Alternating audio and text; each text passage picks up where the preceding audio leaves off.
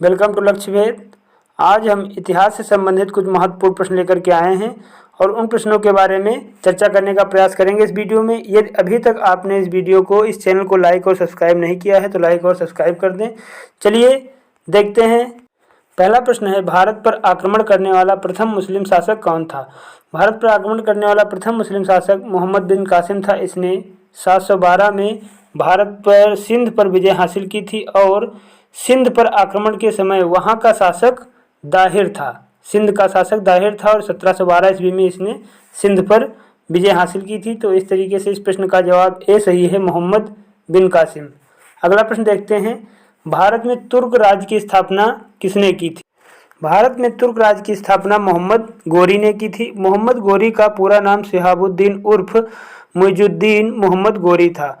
इसने भारत में मोहम्मद गोरी की प्रथम पराजय गुजरात के चालुक्य शासक मूलराज द्वितीय से हुई थी और इसने तुर्क राज्य की स्थापना की थी। तो इस तरीके से इस प्रश्न का जवाब बी सही है, मोहम्मद गोरी। अगला प्रश्न देखते हैं, गुलाम वंश की स्थापना किसने की थी? गुलाम वंश की स्थापना कुतुबुद्दीन ऐबक ने 1206 ईस्वी में गुलाम वंश की स्थापना की थी और इनका शासन 1206 से 1210 तक गुलाम वंश का शासक ये कुतुबुद्दीन ऐबक रहा।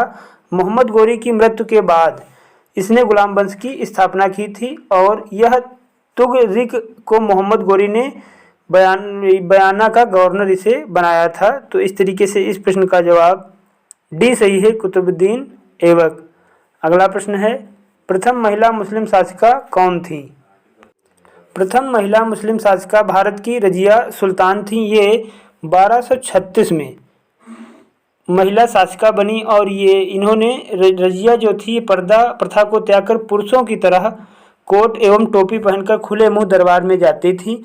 रजिया सुल्तान ने अल्तुनिया से विवाह किया था और बाराम शाह ने कैथल के समीप कुछ हिंदू डाकुओं द्वारा रजिया की हत्या कर दी गई थी। तो इस तरीके से इस प्रश्न का जवाब ए सही है, रजिया सुल्तान। अगला प्रश्न देखते हैं, सिक्कों पर तारीख लिखने की कला किस मुस्लिम शासक ने शुरू की थी? तो सिक्कों पर तारीख लिखने की कला अलाउद्दीन खिलजी ने शुरू की थी। इसका शासन 1296 से 1316 तक रहा है और इसके बचपन का नाम अली गुरसप था। तो इस तरीके से इस प्रश्न का जवाब सी सही है, अलाउद्दीन खिलजी। और अलाउद्दीन खिलजी ने अपना राज्याभिषेक दिल्ली में स्थित बलबन के लाल महल में करवाया था।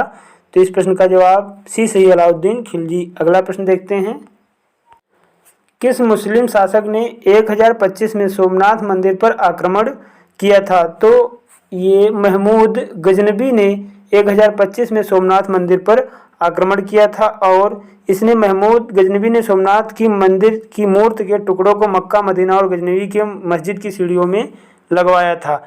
महमूद गजनबी को विद्याधर चंदेल से 1008 में संधि करनी पड़ी थी और इसका महमूद गजनबी का अंतिम आक्रमण 1027 में जाटों के विरुद्ध था।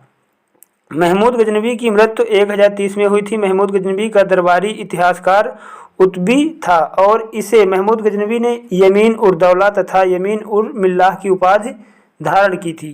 तो इस तरीके से इस प्रश्न का जवाब सी सही है, महमूद गजनबी। अगला प्रश्न देखते हैं, पानीपत का प्रथम युद्ध बाबर और किस शासक के बीच लड़ा गया? पानीपत का प्रथम युद्ध बाबर और इब्राहिम लोदी के बीच 21 अप्रैल 1526 में लड़ा गया और इब्राहिम लोदी को पराजित कर भारत में मुगल साम्राज्य की नींव तभी बाबर ने डाली थी। इब्राहिम लोदी को जब इसने पराजित किया 1526 में, उसके बाद से ही इसने भारत में मुगल साम्राज्य की नींव डाली थी। तो इस तरीके से इस प्रश्न का जवाब भी सही है, इब्राहिम लोदी। अगला प्रश्न है, अकबर का जन्म कब हुआ था?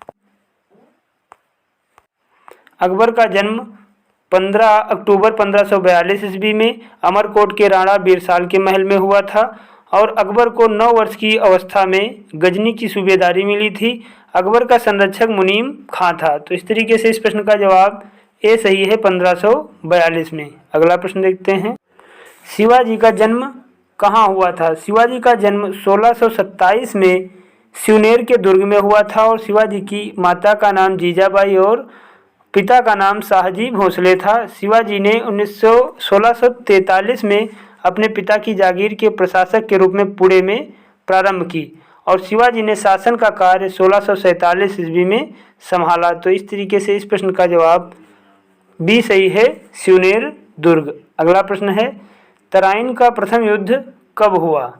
तराइन का प्रथम युद्ध 1151 ईस्वी में पृथ्वीराज चौहान और मोहम्मद गोरी के बीच हुआ। इसमें पृथ्वीराज चौहान ने मोहम्मद गोरी को हराया था और तराइन का द्वितीय युद्ध 1192 ईस्वी में हुआ था। इस युद्ध में मोहम्मद गोरी ने पृथ्वीराज चौहान को पराजित किया था। तो इस तरीके से इस प्रश्न का जवाब बी सही है, 1191 में। अगला प्रश्न देखते हैं, वास्को डी गामा भारत कब आया? वास्को डी गामा भारत 1498 ईस्वी यानी 17 मई 1498 को वास्को डी गामा यह एक पुर्तगाली यात्री था और ये समुद्री मार्ग केप ऑफ गुड होप के रास्ते भारत में कालीकट बंदरगाह पर पहुंचा। कालीकट के जमोरिन ने वास्को डी गामा का स्वागत किया था और वास्को डी गामा द्वारा भारत से ले जाया गया मसाला उसकी पूरी यात्रा से 60 गुना अधिक दाम पर बिका। तो इस तरीके से इस प्रश्न का जवाब सी है, 1498 में। अगला प्रश्न है, पुर्तगालियों ने अपना पहला दुर्ग कहाँ स्थापित किया?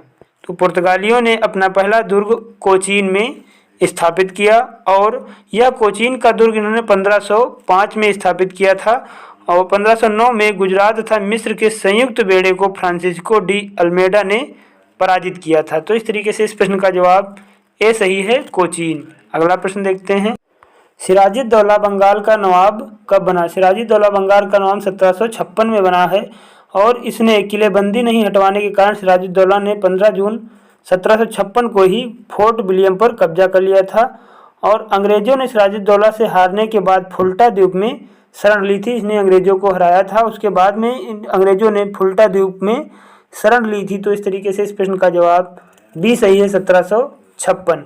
अगला प्रश्न है, द्वैत शासन की स्थापना किसने की थी?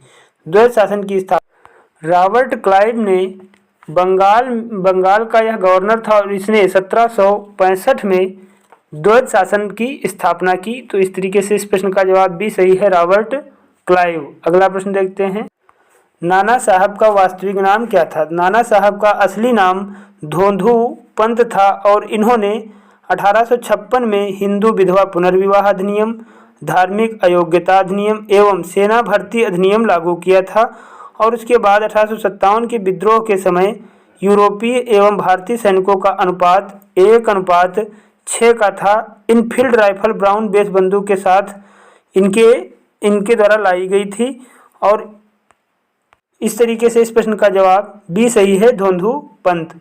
अगला प्रश्न देखते हैं, इंकलाब जिंदाबाद का नारा किसने दिया था? तो इंकलाब जिंदाबाद का नारा सबसे पहले भगत सिंह ने दिया था, उसके बाद में मोहम्मद इकबाल ने इंकलाब जिंदाबाद का नारा दिया था। तो इस तरीके से इस प्रश्न का जवाब ए सही है, Bhagat Singh.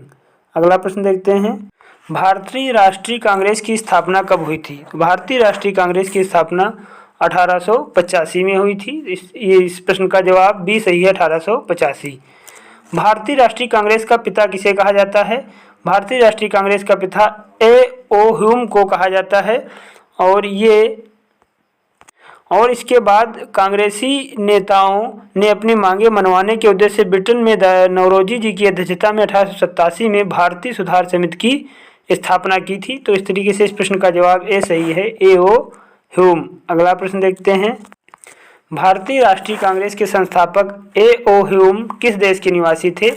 A.O.. Hume Scotland के निवासी थे। तो इस प्रश्न का जवाब सी सही है, स्कॉटलैंड। अगला प्रश्न है, संविधान सभा के अस्थायी अध्यक्ष कौन थे? संविधान सभा के अस्थायी अध्यक्ष डॉक्टर सच्चिदानंद सिन्हा थे। 9 दिसंबर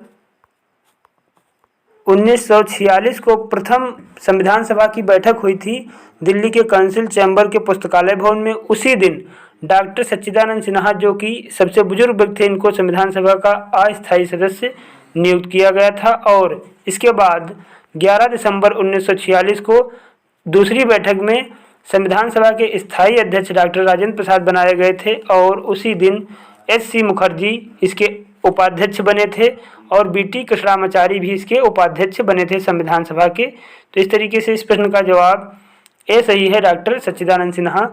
आज के लिए इतने ही क्वेश्चन रखते हैं। यदि वीडियो आपको अच्छा लगा हो, हेल्पफुल लगा हो, तो आप इस वीडियो को लाइक, शेयर और सब्सक्राइब जरूर करें। फिर मिलते हैं अगले वीडियो में अगले दिन। तब तक के लिए आप लोग अपना ख्याल रखिए। धन्यवाद।